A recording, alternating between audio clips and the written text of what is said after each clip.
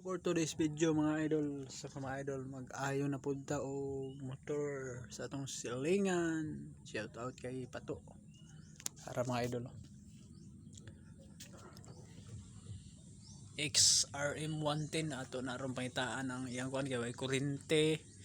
Bali ang tambutso. So antuan nato na dito tanang mangitatag tambutso karon dito sa Bakalan mga idol, sa Bakalan daghan kay itong baligya.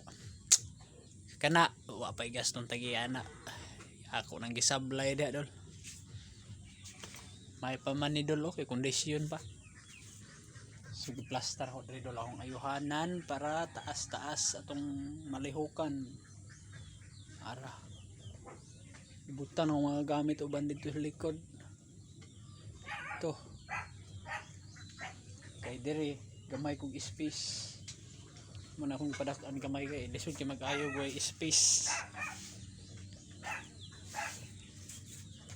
Sag din trapo kay trapo na sa mga asite.